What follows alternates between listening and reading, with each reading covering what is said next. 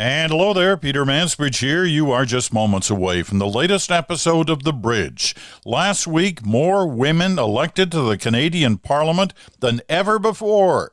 But is it enough? Acana Pet Food, where every ingredient matters. Some companies like to brag about their first ingredient, but the Acana Pet Food team is proud of their entire bag. That's because every recipe has been thoughtfully sourced and carefully crafted with the highest quality ingredients, starting with quality animal ingredients, balanced with whole fruits and vegetables.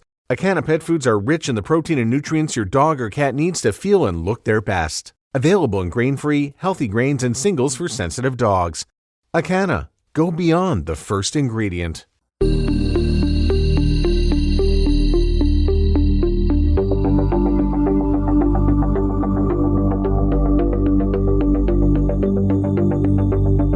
Yeah, last week was a big election, but there was a lot more to it than just the fact that it ended up as a minority government. This issue of women in politics, women in the House of Commons, is an important one. We're going to discuss it in a couple of moments and look at the new numbers reflected in the Canadian Parliament as a result of last week's election. More than ever before, more women than ever before after this latest election. But the question remains, is it enough?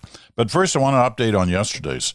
We had a lot of reaction to yesterday's kind of feature interview with Dr. Isaac Bogoch on the pandemic. And I found it interesting that our friends at Nanos, the research firm, came out with a new study this morning that suggests that once again, after politics, not surprisingly, the number one issue, the two top issues on the minds of Canadians, unprompted. So in other words, the research firm says, okay, what's your number one issue? They don't actually give you examples. You have to prompt it, not them. And the number one issue and the number two issue, the pandemic, coronavirus, and the environment. So those are top of mind for most Canadians right now. A couple of things to point out as follows to yesterday. One of the big reactions was, geez, what's happened to the Americans? You know, they led the field on vaccines. They developed the new types of vaccines, Pfizer and Moderna. They were instrumental in the development of those vaccines. But yet they are a drag on the world in terms of the number of people vaccinated. And I mentioned that number yesterday. 55% of Americans are fully vaccinated. Our number's over 71% now. And we're, in the top strata of nations around the world. But the Americans are still well back. Now, there's been much discussion about that in the States and why they're, anti-vaxxers and why they're vaccine hesitant. Well, there's a new piece in The Atlantic that tries to answer this, and they give an answer that I hadn't heard before as to why has America dropped to number 36 in vaccine distribution. And The Atlantic, points out why this matters. It matters because countries as varied as Canada, Malta, Mongolia, Ecuador, they've all surpassed, and not by small amounts, the U.S. in vaccination rates. Now, the Atlantic concludes that there are three key data points that explain the reasons why the U.S. has lagged. Here they are. The U.S. is unusually uninsured, unusually contrarian, and unusually polarized. Well, we certainly knew about perhaps the last two, but I was not aware that the insurance issue is part of the reason they're lagging on vaccinations. Here are the details on that, or, a simple explanation. I mean, you can go to The Atlantic and read the full analysis. It's pretty interesting. But in the details, They conclude America's historical contrarianism about vaccines has many potential sources. Uninsured people who can't afford to see doctors may be conditioned to trust in their body and hope for the best. Say that again. Uninsured people, and we know the debate over in medical insurance in the U.S. and the number of people who are not insured. Uninsured people who can't afford to see doctors may be conditioned to trust in their body and hope for the best.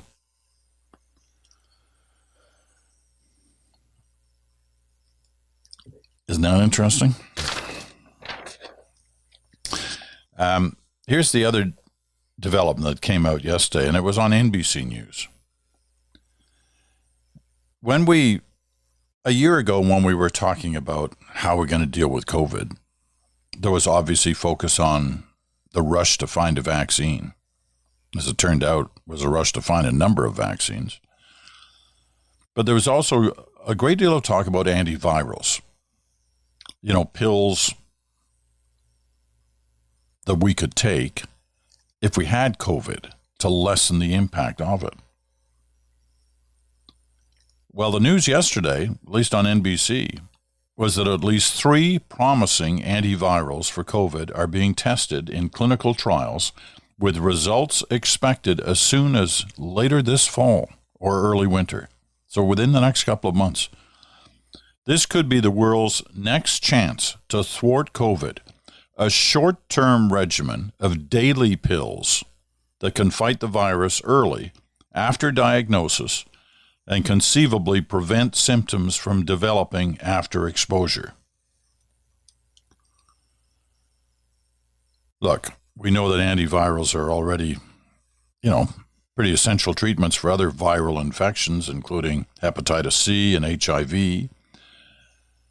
One of the best known, and you'll remember this name because it's been around for some time and was definitely a player in the last 20 years. That's Tamiflu. It's one of the best known, the widely prescribed pill that can shorten the duration of influenza and reduce the risk of hospitalization if it's given quickly. The first signs that you might have the flu, a serious flu. Anyway, that Tamiflu, nobody's saying that Tamiflu is a antiviral for COVID. They're just using that as an example, okay? But the important news here, the headline is, they're feeling pretty confident about these 3 new antivirals that are currently being tested in clinical trials. They'll have the results, and they could be available later this fall or early in the winter. So we will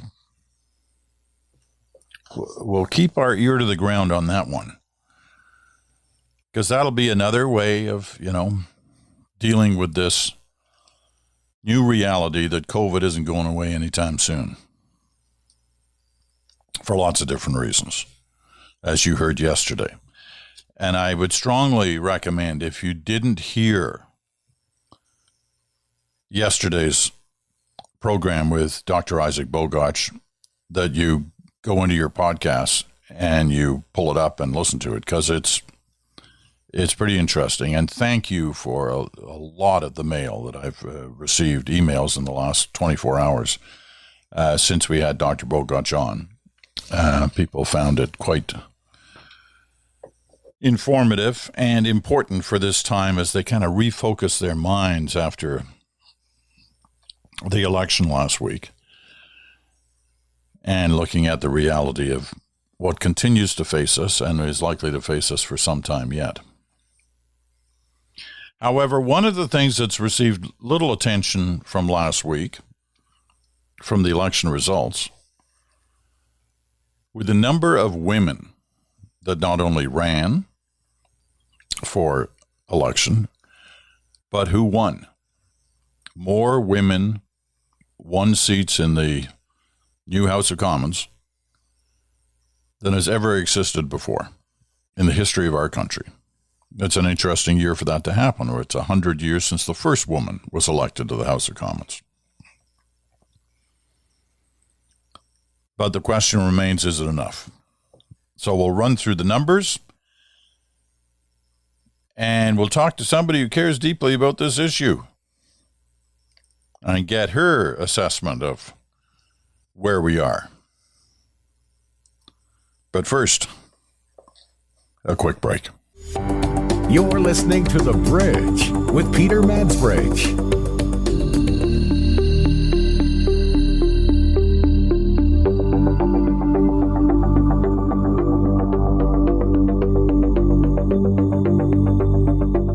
All right, then. Let's talk House of Commons make up the number of women in those 338 seats that exist in the House of Commons. Canadians elected a total of 102 women to the House of Commons. This is a slight increase from the 98 women elected after the 2019 general election. There were a couple of by-elections after the 2019 election, which actually increased the number to 100. But 102 is a new record total, if you wish. It brings the percentage of women elected federally from 29% to 30%. That's what raises the question of, is it enough? Is progress being made at a rapid enough rate? Now, I don't know whether you've heard of the organization called Equal Voice, but Equal Voice is focused on striving to move towards gender parity in Canadian politics. Equal Voice looks forward to working with all political parties, partners, and women and gender diverse people across Canada to achieve this ultimate goal in future elections at all levels of government across Canada. Reading off their website. Equal Voice. Now, Equal Voice put out a release just in the last, just late yesterday, trying to assess these numbers from last week and what they actually mean. So looking across the numbers by party, most of the party caucuses will also see slight increases to the women within their own teams in the House of Commons. The Liberal Party increases the women in their caucus from 33% to 35%. The Conservatives move from 18 to 19% women. The New Democrats will increase women in their caucus from 37.5% to 44%. The Bloc Québécois and the Green Party will see slight decreases in the women in their caucuses. I've always wondered, is it caucuses or is it cockeye? I don't know what's right there. The Bloc Québécois team will include 36% women rather than the 37.5% they had after 2019. And one of two Green MPs, or 50%, is a woman compared to the 2 out of 3, 66%, that the party elected in 2019. Unfortunately, on the terms of the big number, even with the small increase, Canada's ranking in the Interparliamentary Union's global rankings of women in national parliaments will actually go down to 58th in the world from the 55th place that was attained following the last federal election. Canada's global ranking actually decreasing even as a few more women are elected to the House of Commons shows clearly how Canada is not moving fast enough to increase the representation of women in Parliament. Okay, those are the headlines, and those are all the numbers, and lots of facts and figures to throw at you there. Don't expect you to remember them all, but the headline is more women than ever before, but not enough, says Equal Voice. So, as promised, let's talk to Eleanor Fast. She's the executive director of Equal Voice. She's in Ottawa. And here's our conversation. Eleanor, a lot of numbers there, but when you crunch them all together at the end of the day, what does it say to you about the success or lack of it for women in the federal election? Well, with 102 women elected, that comes to 30%, the highest number we've ever seen. The highest percentage we've ever seen of women MPs in the House of Commons. And we always want to celebrate a record number, and it's good to see things going in the right direction. But 102 is only 4 more elected in 2019, and only 2 more than we had at dissolution, because there was 100 women in the House just before the election, with a couple of by-elections having taken place. So it's good news, but it's certainly not good enough news. I mean, prior to the election, we were hoping for 40% women, which was probably an overly ambitious goal. But I think it's time now to be ambitious and to set those high standards and high goals for all the parties. Well, what is the ultimate goal? I mean, your organization is called Equal Voice, so should we assume that you're looking someday to see 50-50 on in terms of the gender split in the House of Commons? Yeah, I mean, we're looking for... Our vision is gender parity, which doesn't necessarily mean a 50-50 split. I mean, we're sort of, if we have at least 40% men and at least 40% women, I think that's a fairly good representation of men and women in the House. And of course, we also want to see more gender diverse people in the House. I mean, we've never had... for example, a non-binary or openly non-binary MP elected. So it's not just about more women, but it's about more gender diversity and in the House of Commons. When you look at these numbers and you break it down by parties, which we've done here, are you satisfied that all parties are actively trying to have women on the ticket for them?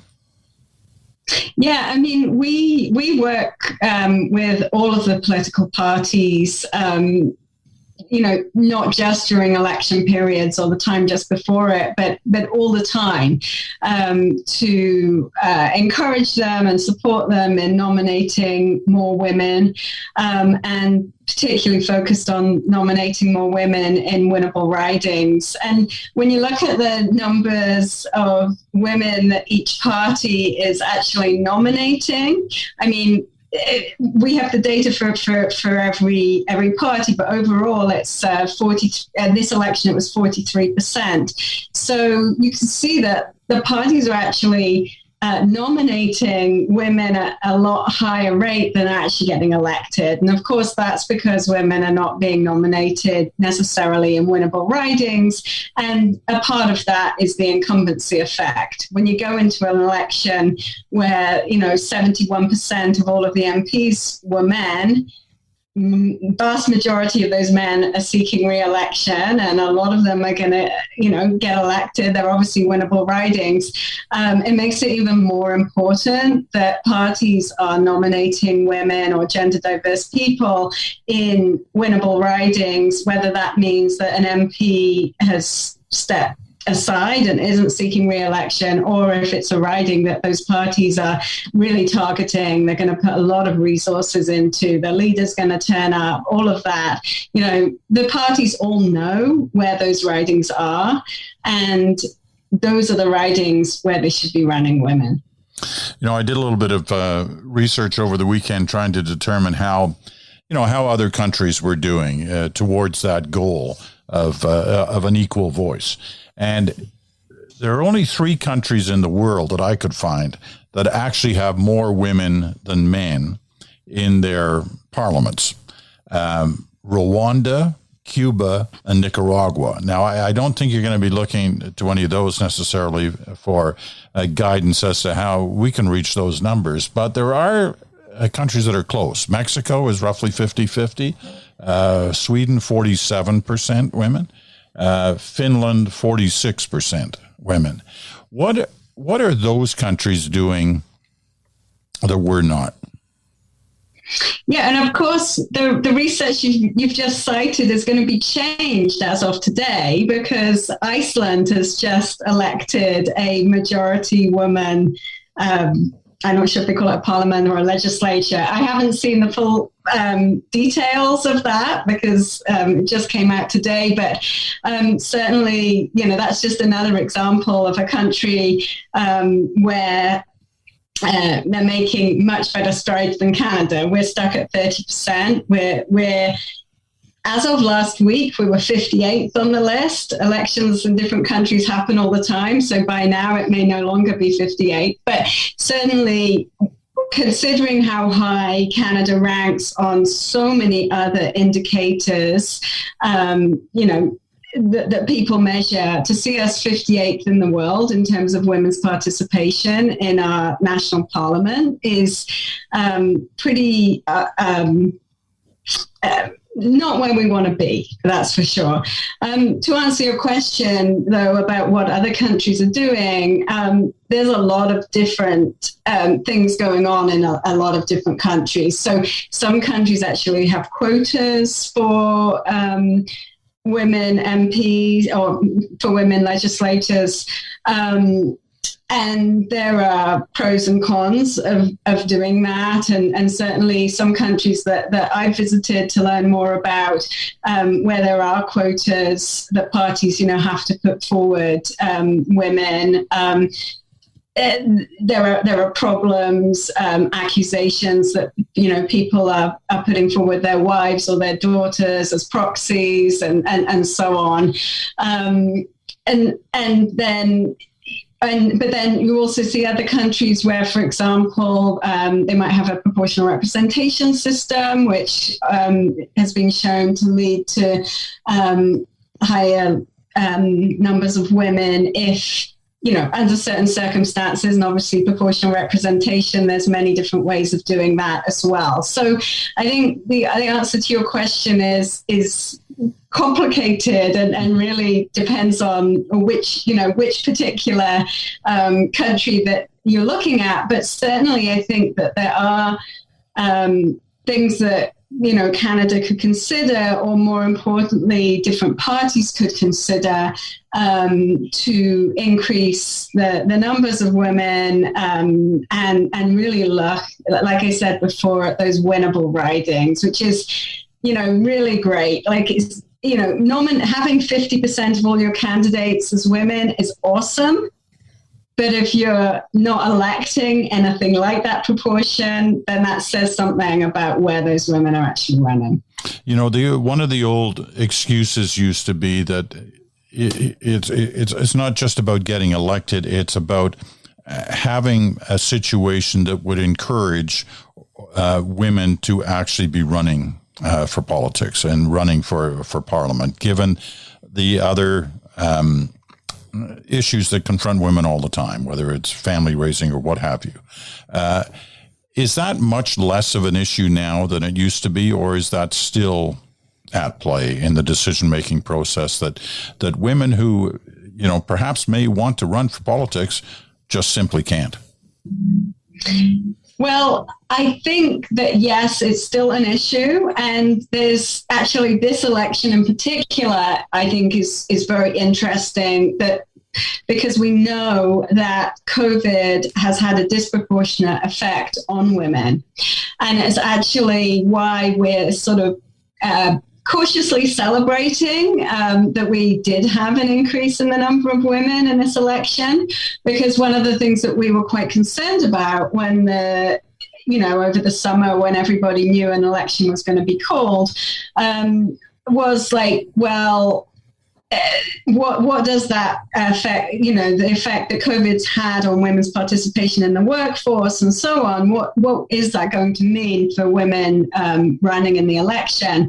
And then the other concern that we had was about it not being on a fixed election date, because that's also shown to lead to fewer women running. So certainly, those two things were worrying us before the election. And so we were pleased to see that even with those factors, we did see a slight increase in the numbers.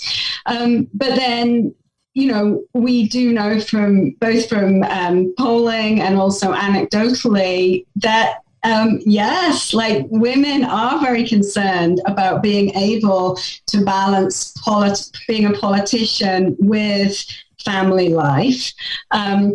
And of course, that's particularly acute for federal members of parliament, some of whom are traveling right across the country to be in parliament. And one of the things that Equal Voice has been advocating for many years is modernization of parliament so that in emergency situation, personal emergencies, people could use a proxy vote or perhaps vote remotely.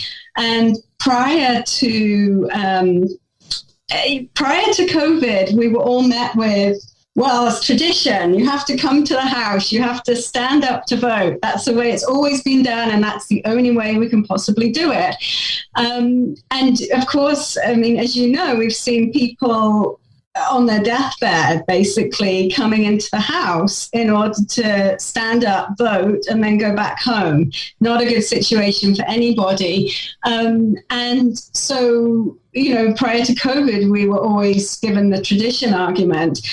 Now, COVID has shown that in an emergency, in this case, a global pandemic, public health emergency, that it is possible for people to vote remotely. It is possible actually to participate and fulfill your duties as a member of parliament whilst not being physically located in the House of Commons.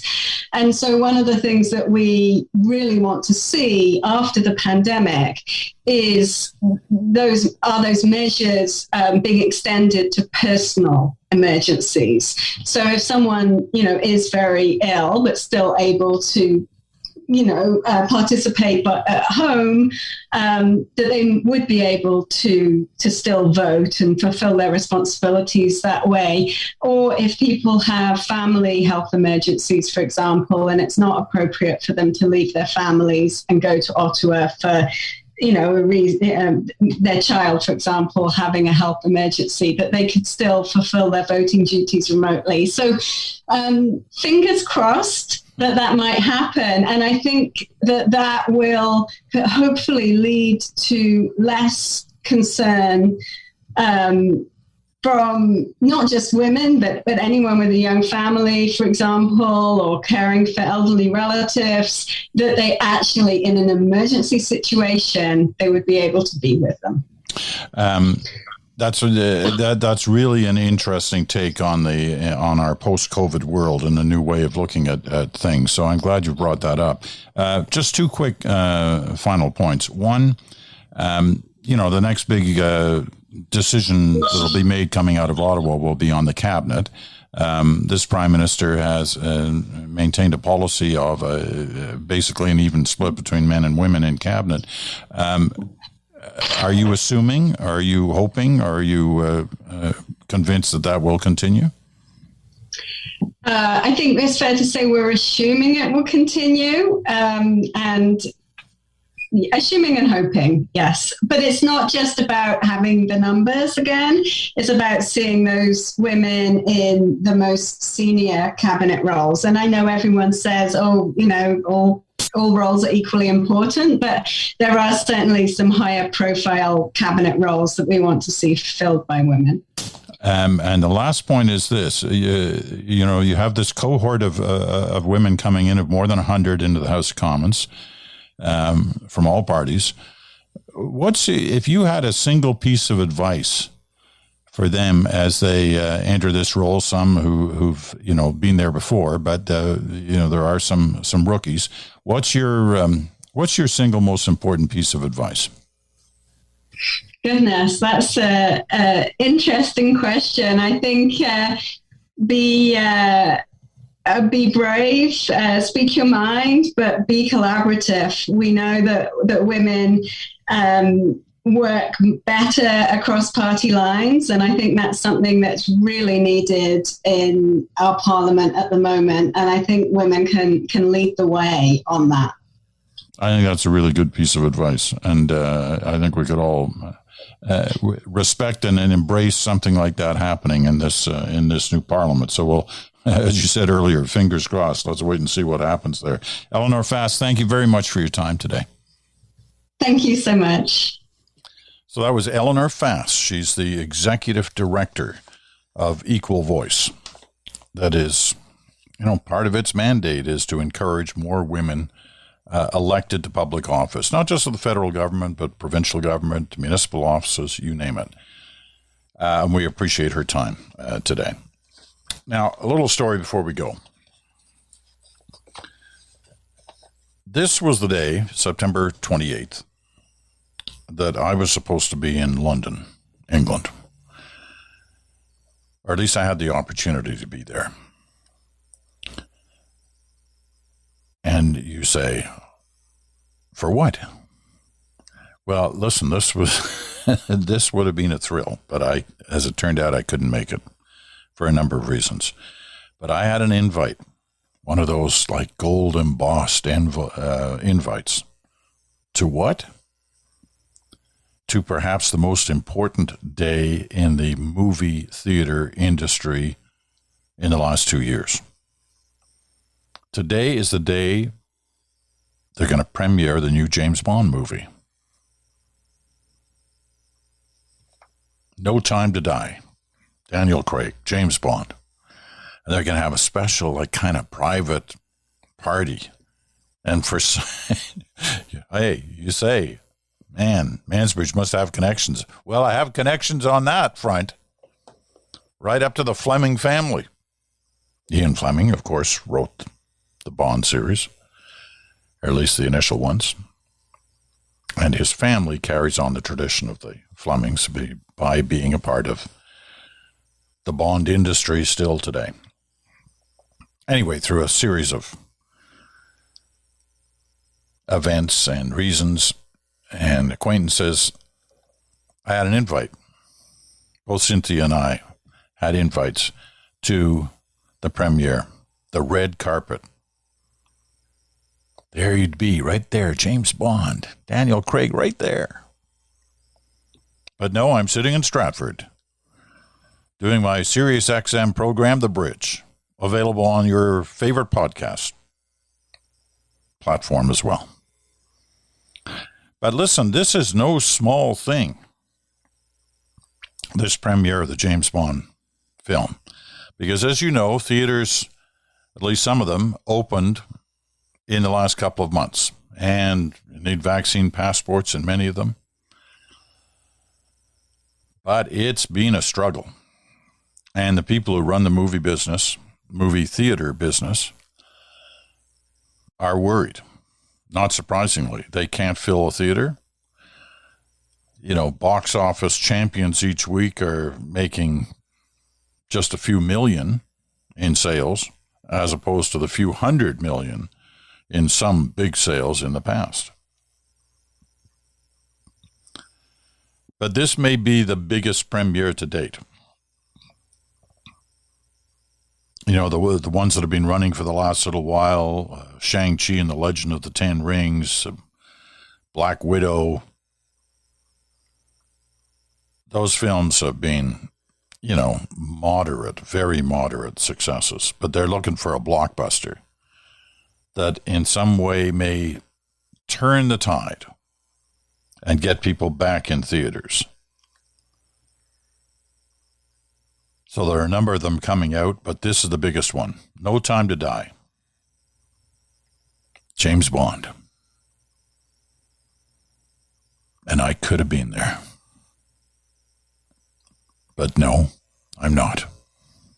Because I believe in the bridge. I know you wanted to hear from me today on all kinds of other things, rather than my review tomorrow of James Bond. I've seen they sent me trailers some time ago. And it looks pretty good.